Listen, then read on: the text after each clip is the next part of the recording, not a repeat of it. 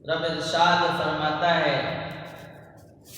تمہارے درمیان وہ رسول تشریف لائے جن کا تمہارا مشقت میں پڑنا جن پر گرا گزرتا ہے، تمہاری بھلائی کے بہت چاہنے والے، بہت مہربان، بہت رحم کرنے والے۔ یہ آیت کریمہ کا مفہوم ہے۔ تو امت کے حوالے سے بہت نازک، بہت حریص، امت کا بھلا چاہنے والے، امت کا فائدہ چاہنے والے، بلکہ فائدہ امت کو پہنچانے والی ذات رسول اعظم صلی اللہ تعالی علیہ وسلم کی ہے۔ ساری زندگی آقا علیہ السلام پر اس فکر کا غلبہ رہا کہ میری امت جہنم سے نجات پا جائے، میری امت عذاب سے نجات پا جائے، اس امت پر اجتماعی عذاب نہ آئے، ان کے چہرے نہ بگاڑے جائیں۔ آقا علیہ السلام ساری دنیا سوتی، فکر امت میں، غم امت میں، رسول اعظم صلی اللہ علیہ وسلم روتے اور آنسو بہاتے نظر آتے، رب کی بارگاہ میں گڑ گڑاتے نظر آتے، یہاں تک کہ سیدہ عائشہ صدیقہ رضی اللہ تعالیٰ عنہ فرماتی ہیں کہ ایک مرتبہ مصطفیٰ جان رحمت صلی اللہ تعالیٰ علیہ وسلم مجھ سے ہم کلام تھے، چہرہ تبسم ریز تھا، مسکرا رہے تھے، بہت پربہار ماحول تھا، اچانک بادل گرجنے لگے، کالی گھٹا چھائی، بجلی کڑکی، آقا علیہ السلام بے چین ہو گئے، حضور علیہ السلام مضطرب ہو گئے، اور اضطراب کے عالم میں، بے چینی کے عالم میں آقا علیہ السلام کبھی دائیں جاتے، کبھی بائیں جاتے، کبھی دائیں جاتے، کبھی بائیں جاتے۔ حضور علیہ السلام کے چہرے سے لگ رہا تھا آپ افسردہ ہیں، غمگین ہیں،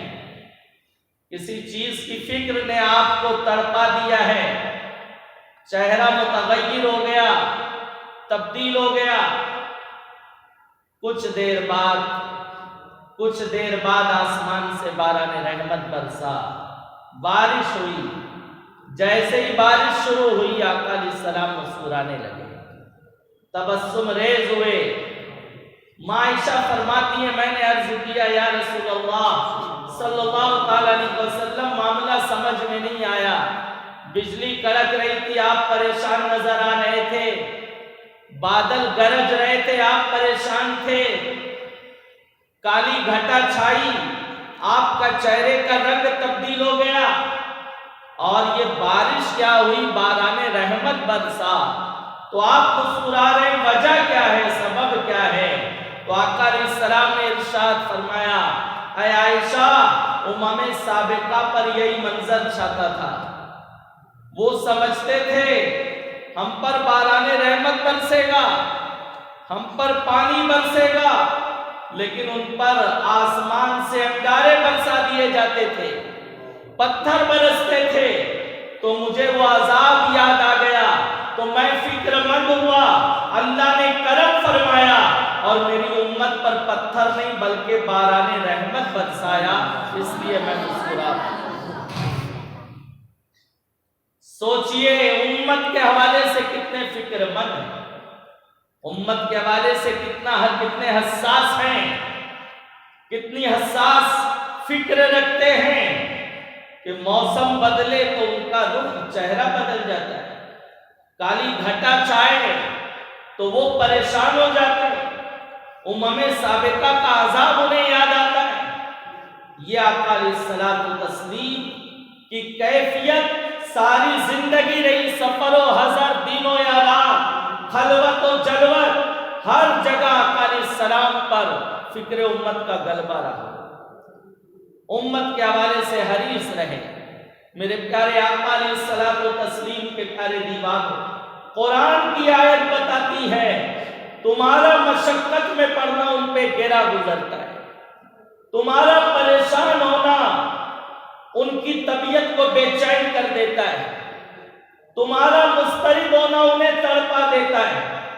وجہ یہ ہے کہ تاجدار کائنات صلی اللہ تعالی علیہ وسلم اپنی امت سے بے پناہ محبت کرتے ہیں، اس لیے اس محبت کی بنیاد پر تاجدار کائنات علیہ السلام مضطرب ہو جاتے، پریشان ہو جاتے، ساری دنیا سوتی ہے،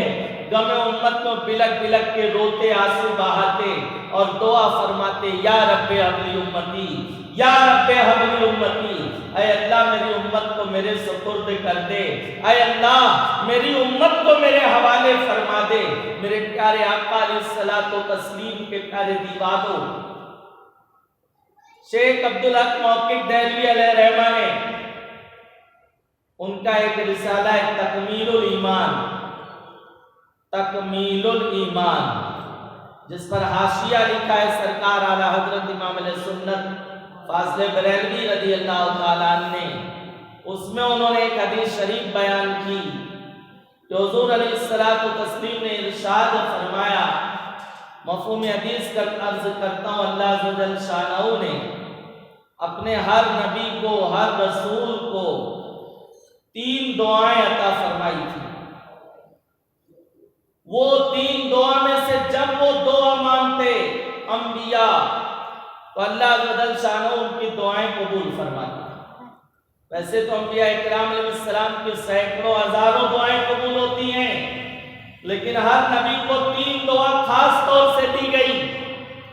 اور وہ جب دعا مانگے اللہ تعالیٰ ان کی دعا قبول فرماتا، ان کی دعا مقبول ہوتی۔ آقا علیہ السلام نے فرمایا کہ تمام انبیاء کرام علیہ السلام نے وہ تینوں دعا دنیا میں مانگ لی ہے، اور میں نے ابھی صرف 2 دعا مانگی، میں نے ابھی صرف 2 دعا مانگی، ایک دعا باقی ہے۔ صحابہ کرام نے عرض کی، یا رسول اللہ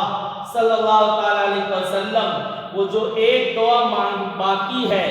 تمام انبیاء کرام علیہ السلام نے وہ تینوں دعا دنیا میں مانگ لی، اور آپ نے ابھی صرف 2 دعا مانگی ہے، ایک دعا آقا علیہ السلام آپ کب مانگیں گے؟ تو حضور علیہ السلام نے ارشاد فرمایا، قیامت کے روز جب میری امت کی بخشش کا معاملہ اللہ جل شانہ کی بارگاہ میں پیش ہوگا، میں ایک دعا مانگوں گا اور عرض کروں گا، میرے مولا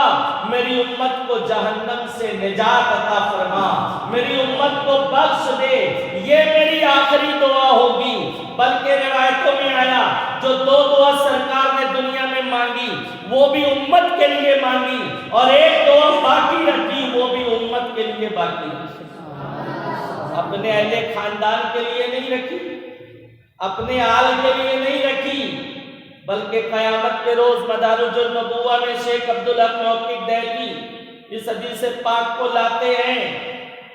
فرماتے ہیں قیامت کے روز سرکار علیہ السلام نے فرمایا، جب میری امت پلسرات سے گزرے گی اور ان کے قدم لڑکھڑائیں گے تو میں رب کی بارگاہ میں دعا کروں گا، رب سلم رب سلم رب سلم کی صدا بلند کروں گا، ان کے قدم لڑکھڑائیں گے اور وہ جہنم میں گرنے لگیں گے تو میں عرض کروں گا، میرے مولا میں تجھ سے آج اپنے لیے کچھ نہیں مانگتا، میں تجھ سے آج اپنے اہل بیت کے لیے، اپنی لاڈلی بیٹی خاتون جنت فاطمہ الزہرا کے لیے کچھ نہیں مانگتا، مولا آج مانگتا ہوں تو اپنی امت کے لیے مانگتا ہوں، میری امت کو پلسرات سے گرنے سے بچا لے، انہیں جہنم کے عذاب سے بچا لے۔ ذرا سوچو مسلمانوں، ہر جگہ انہیں امت کی جستجو ہے، امت کی فکر ہے، ولادت ہوئی، پیدا ہوئے، سجدے میں سر رکھا، امت کے لیے دعا فرمائی، یا رب حبلی امتی، یا رب حبلی امتی۔ اسی لیے بریلی کے تاجدار فرماتے ہیں، پہلے سجدے پہ روزے ازل سے درود، پہلے سجدے پہ روزے ازل سے درود، یادگاری امت پہ لاکھوں سلام، یادگاری امت پہ لاکھوں سلام۔ آقا علیہ السلام پیدا ہوئے، سجدے میں سر رکھا، ہمارے لیے دعا فرمائی، اور یہ دعا کبھی غار حرا میں جاری رہی، غار ثور میں جاری رہی، حجر عائشہ میں رہی، بقیع پاک میں رہی، حتیٰ کہ حضور علیہ الصلوۃ والتسلیم نے وصال فرمایا، قبر انور میں اتارا جا رہا ہے، لب مصطفیٰ جنبش کر رہے تھے، حضرت عبداللہ بن عباس رضی اللہ تعالیٰ نے کان لگایا، آواز آئی، یا رب حبلی امتی، یا رب حبلی امتی، یا رب حبلی امتی۔ بتاؤ مسلمانوں، جاتے جاتے جو رسول اعظم صلی اللہ علیہ وسلم قبر میں بھی ہمیں یاد فرمائیں، سوچو امت کے حوالے سے وہ کتنے مہربان ہیں، امت کا کتنا فائدہ چاہتے ہیں۔ میں عرض کرنا چاہوں گا، جو رسول اعظم صلی اللہ علیہ وسلم ہماری اتنی فکر کریں، ہمارے حوالے سے اتنی کاوشیں کریں، ہمارے لیے اتنی تگ و دو کریں، بتاؤ مسلمانوں، کیا یہ ہمارا فریضہ نہیں بنتا، کیا یہ ہماری ذمہ داری نہیں بنتی کہ ہم ان کی شریعت کا خیال کریں، ان کی سنت کا خیال کریں، ان کی تعلیمات کا خیال کریں؟ یہ تعلیمات، یہ شریعت، یہ سنتیں ہم تک اتنی آسانی سے نہیں پہنچی ہے، اس کے لیے حضور علیہ السلام نے، صحابہ کرام نے، صحابیات نے اللہ اکبر بڑی بڑی قربانیاں دی ہیں، انہیں بڑے دردناک مراحل سے گزارا گیا ہے۔ آقا علیہ السلام کی سیرت کا ایک بہت دردناک باب ہے، جسے سیرت میں شعب ابی طالب کے نام سے یاد کیا جاتا ہے۔ شعب کہتے ہیں دو پہاڑ کے درمیان جو جگہ ہو، جو گھاٹی ہو، اسے شعب کہتے ہیں۔ تو چونکہ وہ ابو طالب کی زمین تھی، وہاں مسلمانوں کو قید میں ڈال دیا گیا، مسلمانوں کا سوشل بائیکاٹ کر دیا گیا، اور اس میں بچے بھی ہیں، بوڑھے بھی ہیں، جوان بھی ہیں، عورتیں بھی ہیں، بیمار لوگ بھی ہیں، سب کا سوشل بائیکاٹ جاری کر دیا گیا۔ اور یہ سوشل بائیکاٹ اتنا سخت تھا کہ رات میں انہوں نے پہرے دار مقرر کر دیے تھے کہ کوئی مسلمانوں تک کھانے پینے کی چیز نہ پہنچا سکے، اور مسلمان اگر ان کے بچے بھوک وغیرہ سے بلک بلک کے روتے، اور صحابہ مکہ مکرمہ آتے، مکہ مکرمہ کی منڈیوں میں آتے، سودا خریدنے آتے، ضرورت کا سامان لینے آتے، تو ابو جہل لعین کہتا انہیں اتنے مہنگے دام بتاؤ کہ خریدنے کی طاقت نہ رکھیں، چنانچہ وہ 1 درہم کی چیز کا 10 درہم کا مطالبہ کرتے، اور مسلمانوں کے پاس اتنی سکت نہ ہوتی، اتنی استطاعت نہ ہوتی کہ وہ اتنے مہنگے دام میں وہ سامان خرید سکیں۔ نتیجہ